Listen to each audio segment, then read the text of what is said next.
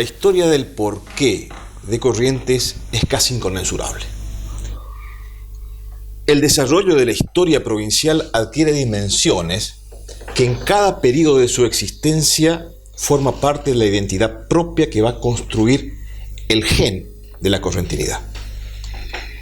Desde el momento mismo de la fundación, como el doctor lo manifestó, Corrientes, por su característica de su añoranza y su semblanza castellana, viene con una impronta, con una forma de ser, porque los conquistadores que vinieron a Corrientes vinieron con una cultura específica, que después de instalarse a través del derecho, de la norma, de la solemnidad y de la religiosidad, genera un mestizaje y una interrelación de mezcla con lo anterior. Y de esa síntesis va a surgir este ser correntino, esta construcción de la correntinidad, que nadie puede explicar desde un concepto único, sino son variables, valores y múltiples conceptos que van a dar por resultado una historia en común, una economía, una geografía, una identidad cultural, una religión. Hasta podemos entrar en los análisis antropológicos de que Corrientes adquiere su religión propia en un mestizaje que solamente los correntinos entendemos cuando vamos al interior de nuestra provincia y vemos las creencias locales. Corrientes forma parte de eso. Por eso digo y agrego a lo que dice el doctor Galeana, que explicar lo que es Corrientes es casi inconmensurable. No lo podemos contar. Adquiere una dimensión casi fantástica. Y si focalizamos a lo que nos interesa, o lo que me interesa a mí en forma particular y específica, que es la historia, adquiere un protagonismo inusitado. Me atrevo a decir, en estos primeros conceptos, de que dificulto que la construcción política, constitucional e institucional de la Argentina tenga los parámetros actuales sin el protagonismo y la decisión de Corrientes desde sus orígenes. No se puede entender el federalismo de la Argentina sin el compromiso de Corrientes. No se puede explicar el republicanismo de la Argentina sin el sacrificio de Corrientes. No se puede entender la historia política del Río de la Plata sin el protagonismo de lo que ha significado nuestra provincia. Desde luego, en ese marco inconmensurable del porqué, Corrientes, ese protagonismo ha tenido densidades diferentes, desde un protagonismo de ser una de las provincias más importantes del Río de la Plata, como en la década de 1830, 1840, a desembocar después a una provincia periférica como ha sido en el siglo XX. Eso tiene su explicación y desde luego la historia nos da la explicación específica y las razones de por qué llegó a esa conclusión. Juan Ramón Vidal ha marcado un antes y un después en la nueva política de Corrientes. Y hablo de nueva política de Corrientes porque cuando surgen los partidos nacionales, el Partido Liberal, el Partido Autonomista Nacional, a partir de la década de 1880, la conformación de los partidos en la Argentina va a cambiar. Y el protagonismo político de Vidal justamente se va a dar no en la etapa fuerte de donde solamente existían los partidos provinciales, sino cuando se fortalecían los partidos nacionales, pero con una fuerte impronta local y provincial.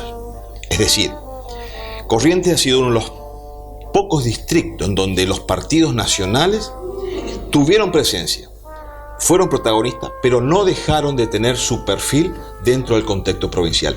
Y gracias a las figuras como Juan Ramón Vidal, que dieron una impronta y una identidad muy particular.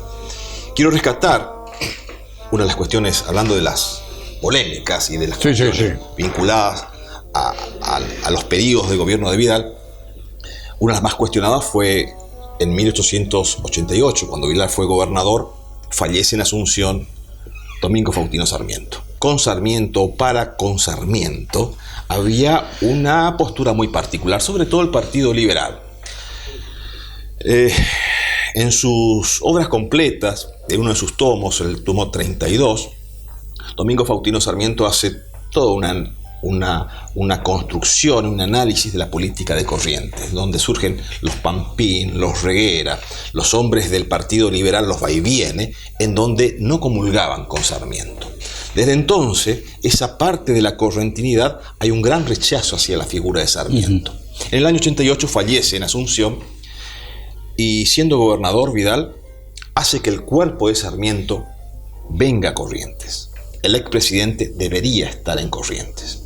Y así fue que se hizo una gran pompa fúnebre y el hombre enigmático, aquel que de las grandes obras de la literatura argentina, de Recuerdo de Provincia, de Facundo, de la educación pública, aquel hombre de la pluma que escribió una obra completa, casi inconmensurable también, pasó como homenaje a través de Vidal en las calles de Corrientes, a pesar de las visiones sectoriales políticas del rechazo a Sarmiento. Más allá de ser un acto solemne y una pompa fúnebre, lo que se rescata de toda esta manifestación política es la rebeldía política de Vidal. Traerlo a Sarmiento, a Corrientes, y manifestarlo con todos los honores como un expresidente. Yo creo que sabía muy bien las piezas que movía Vidal trayéndolo a Sarmiento, a Corrientes.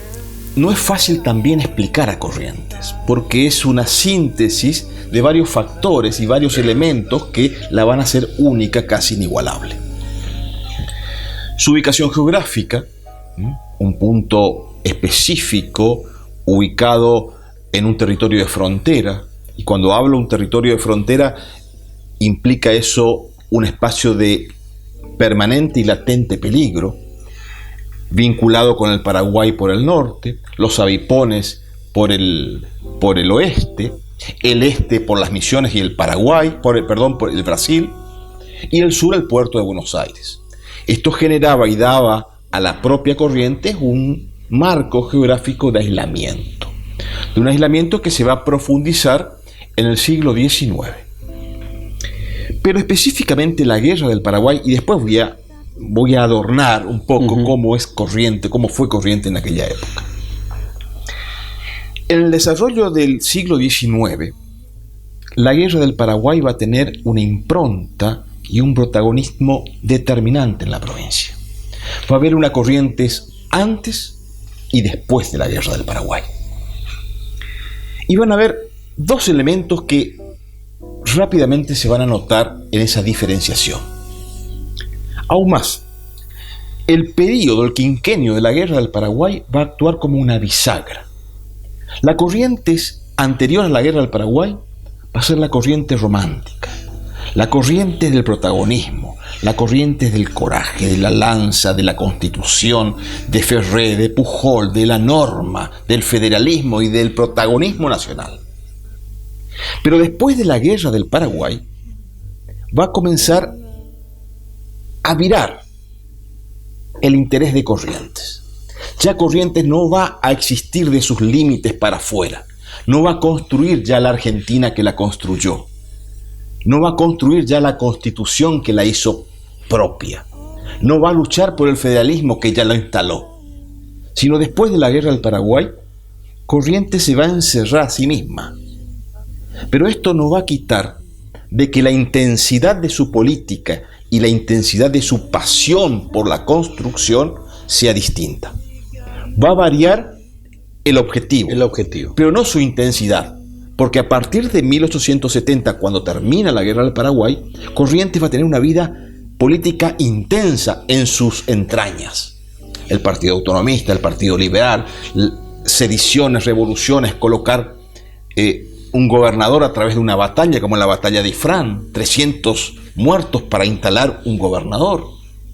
Esa intensidad de la lucha que Corrientes llevó, como decía Pellegrini, a sembrar los huesos enloquecidos de los correntinos en todos los campos de la Argentina, Corrientes lo hizo para sí misma. Y dejó el anclaje de la construcción nacional para abocarse a su propia identidad política. Y eso fue degradando con el tiempo, y de aquel protagonismo primero de Corrientes va a ir desencadenando un protagonismo periférico en el cual también hoy vamos a hacer consecuencia y en la cual va a terminar la provincia. Por eso, el rol de la Guerra del Paraguay, el rol que tuvo la política de Corrientes en aquel periodo de 5 años va a ser determinante, pero no solamente para la construcción de la Argentina, sino para la identidad de la correntinidad. La concatenación del mestizaje, aquel que bien narró el doctor Galeana, va a tener consecuencias fundamentales en la Guerra del Paraguay. Por aquella construcción mestiza de transformación y de mezcla, porque el mestizaje es eso, es mezcla. Mezcla cultural, mezcla social, mezcla histórica. Y Corrientes tenía una fortísima relación con Asunción, mucho más fuerte que con Buenos Aires. Y esta construcción de esa mezcla y de ese mestizaje entre Corrientes y Asunción se va a dar en lo cotidiano. En lo social, correntinos se van a casar con paraguayas, paraguayos con correntinas. Esto va a formar un fuerte ligamen social, vínculos comerciales, económicos, correntinos que invertían en Asunción o en territorio paraguayo, paraguayos que compraban espacios territoriales en Corrientes, los yerbatales que compartían mutuamente. Esto va a generar intereses conjuntos. ¿Por qué? Porque hay ese linaje de interrelación. Hasta que en la década de 1860, precisamente el 13 y 14 de abril de 1865, cuando Corrientes y la Argentina entran en guerra con el Paraguay, va a entrar en crisis esa construcción mestiza de siglos. Como nuestro antiguo aliado, vinculado comercial y cultural y socialmente, hoy viene a ser nuestro enemigo. ¿Cómo hace 4 años atrás, cito, 1861, la Confederación Argentina, en la cual Corrientes era parte, se enfrentaba a las tropas de la provincia de Buenos Aires? La batalla de Cepeda. En aquella batalla de Cepeda y la batalla de Pavón, posterior la de Pavón a la de Cepeda, en esta batalla de Pavón los correntinos fueron derrotados conjuntamente con los urquicistas en manos del ejército porteño. Y a los 4 años, ese mismo ejército porteño que había derrotado a los correntinos pasa a ser, como arte de magia, nuestros aliados. Y nuestro añejo estado vinculante con el Paraguay entra en crisis. Nuestros antiguos enemigos hoy son nuestros aliados. Nuestros antiguos aliados, hermanados, hoy son nuestros enemigos. Y esta construcción de gran crisis que generó la Guerra del Paraguay eclosionó en Corrientes, en la sociedad de Corrientes, la sociedad que se partió. Hombres, familias, parte de unas provincias que estuvieron aparaguayadas, creyendo que juntarse con el ejército paraguayo, encontrar la venganza de lo que pasó 4 años antes en Pavón en contra de los porteños, y era la última alternativa de construir un Estado sin Buenos Aires. Otro sector que veía así en un Estado nacional organizado y detestaba al Paraguay por sí mismo. Y eso se partió. En la sociedad correntina se partió, en la familia correntina se partió. Y voy a dar 2 casos emblemáticos. Teodoro Gauna, que fue un hombre público de mucha trayectoria en el siglo XIX en Corrientes, ocupó el gobierno correntino paraguayista, el triunvirato, que se hizo cargo del gobierno de la provincia en 1865. Su hijo, Federico Gauna, que vivía y estudiaba en Córdoba, voluntariamente se alistó en los batallones del ejército argentino para luchar contra el Paraguay. El padre simpatizaba y estaba comprometido de por vida con la causa del Paraguay en esta lucha interna, y el hijo enfilado en los batallones para luchar en contra. Carmen Ferré de Alsina, una de las cautivas una de las 5 cautivas referenciales del monumento. Carmen Ferré de Alsina, cuyo padre, Manuel Antonio Ferré, formó parte de la elección en la cual se eligió al triunvirato paraguayista que iba a gobernar la provincia durante la ocupación paraguaya. Pero el esposo de Carmen Ferré de Alsina, el coronel Alsina, formaba parte de los batallones argentinos que combatía al Paraguay. Qué intríngulis en esa mente de esa mujer cuyo padre estaba de un lado y el esposo del otro. ¿Y qué vamos a hablar del coronel Báez, Cecilio Báez, que combatía en el batallón de caballería número 1 de Corrientes, la primera fila que Corrientes combatía contra los paraguayos? Pero su hijo combatió con los paraguayos. Escribió su hijo: no tengo temor a la muerte. Mi mayor temor es ver al rostro de mi padre en el campo de batalla. Eso vivió Corrientes y eso se manifiesta claramente en la construcción de la partición de lo que significó la Guerra del Paraguay. Los territorios de Corrientes van a tomar forma a medida que evoluciona el Estado.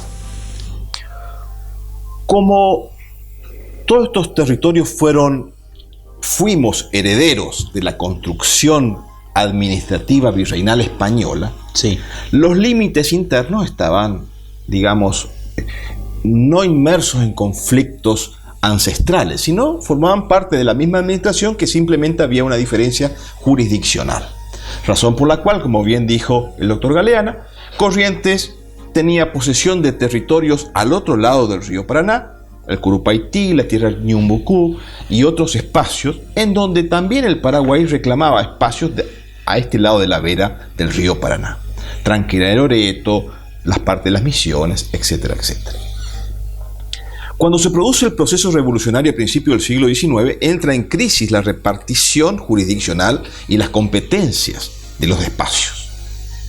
Y desde el proceso revolucionario de 1810 hasta la Guerra del Paraguay, estuvo en latente conflicto la cuestión territorial y la no demarcación de espacios, pero no solamente de este lado del río Paraná, sino de todo, del Chaco, de Misiones, del Mato Grosso, todo. Y uno de los factores punzantes, determinantes en la construcción de la Guerra del Paraguay, si no el factor más importante, ha sido la cuestión limítrofe. Por eso, después de la Guerra del Paraguay, comienzan a demarcarse a través de los tratados de paz y los tratados internacionales los límites específicos, los arbitrajes y los problemas por esos límites, esos territorios en disputa. Desde luego que los territorios que Corrientes reclamaba para sí, que el Paraguay también tenía jurisdicción en ellos, generó un espacio de rispideces y de conflictos. Desde antes de la Guerra del Paraguay, en la década de 1850, durante el gobierno de Pujol, hubieron problemas por las Misiones, hubieron problemas por la tranquera de Loreto, por la trinchera de San José, que es una creación, una posesión paraguaya que hizo en el territorio de Misiones, donde hoy es Posada. La trinchera de San José fue una creación militar paraguaya, que la crean los paraguayos, inmediatamente reacciona a Corrientes y se opone a la misma. Lo mismo va a ocurrir durante la época de Pujol en la cuestión del Chaco, el Bermejo, el Pilcomayo, que no había posesión de esos espacios territoriales. Claro. Los reclamaba el Paraguay, y los reclamaba Argentina. Y específicamente Corrientes, porque Corrientes era el espacio fronterizo de ocupación de la Argentina para esos territorios. Ante esa cuestión irresuelta, se genera la Guerra del Paraguay. Sumado a los conflictos políticos internacionales, los problemas de Paraguay con el Brasil, la defensa de López para con el Partido Blanco del Uruguay y otras complicaciones de la política interna que van a ser condimento, van a ser un adorno, un maquillaje a la cuestión de fondo de la guerra. Y Corrientes va a ser el epicentro. Se va a encontrar en el ojo del huracán del conflicto. Entre Corrientes, entre Asunción y Buenos Aires. Entre los dos lugares de enfrentamientos directos, porque Río de Janeiro estaba muy lejos y la guerra no pasaba por el Brasil. Y Montevideo, que también estaba muy lejos, la guerra no pasaba por Montevideo. Los únicos territorios brasileños que fueron atacados fueron San Borja, la batalla de San Borja y el sitio de San Borja, y Uruguayana. Después, y por supuesto, y los territorios del Mato Grosso en disputa. Pero Corrientes fue el territorio argentino que soportó la ocupación paraguaya. Estábamos en el medio. En el medio del conflicto, que primero fue campo de batalla, ya que en nuestro territorio se desarrollaron las batallas del Parque La Batería, se desarrollaron el combate de Riachuelo, Yatay y decenas de conflictos menores en territorio correntino. Y después, cuando los traspasan los paraguayos a su propio territorio, va a ser la provincia de Corrientes campo de aprovisionamiento. Va a ser el conducto necesario, imprescindible, para que los ejércitos aliados puedan vivir en territorio paraguayo. Va a ser el canal. No había otro camino para llegar a Asunción, para llegar al Paraguay, que no era por Corrientes. Ahí está el rol determinante de Corrientes después de la ocupación paraguaya. Pero durante esa ocupación, como citaste en una oportunidad en tu pregunta, Corrientes va a padecer la ocupación de un territorio ocupado. Eso va a generar daños, perjuicios y un impacto fortísimo en la población civil. El establishment, el poder político y el poder efectivo administrativo de Corrientes se replegó hacia el interior. El gobernador, aquellos que formaban parte de la legislatura, los altos jefes militares, se replegaron. ¿A dónde fueron? A departamentos del interior. Primero fueron a Empedrado, a San Roque, llegaron hasta Bellavista, y hicieron base en esos puntos. Pero la gran masa de la población de Corrientes, desde luego, una población civil, sin recursos, quedó acá y convivió durante los meses estos de abril a fines de septiembre, principios de octubre, con las fuerzas y las tropas paraguayas. Acá hay que resaltar algo que merece atención. El Paraguay no trató a los correntinos como un pueblo ocupado. Era una precisión, una medida, una orden del alto jefe de la jefatura paraguaya no tratar a los correntinos como el enemigo. Eso fue determinante para poder comprender los primeros meses de ocupación, que es desde abril hasta junio. Durante esos meses, el Paraguay trató de seducir, de atraer, de atrapar, de convencer a los correntinos de asociarlo a su causa. Pero para alcanzar esa seducción, yo no puedo generar violencia, robo ni hostigamiento. Razón por la cual los soldados paraguayos que cometían algún delito contra la propiedad privada de los correntinos eran ferozmente castigados. Durante esos meses se trató de, insisto, de no tomar a la población correntina como un enemigo. Esto va a cambiar al poco tiempo. Radicalmente va a haber un giro de 180 grados en la decisión del Paraguay. Y esto va a ocurrir a fines de junio, cuando se va a producir ya la derrota de Riachuelo, ya se va a producir en agosto la derrota en Yatay, donde el Paraguay se va a manifestar ya de una manera, digamos, de derrota, de un espacio de retroceso. Cuando López se da cuenta en su desesperación que la victoria le era esquiva, le exige al gobierno de Corrientes paraguayista un mayor compromiso de los correntinos para la causa del Paraguay. Esto va a ocurrir a mediados de junio, fines de junio.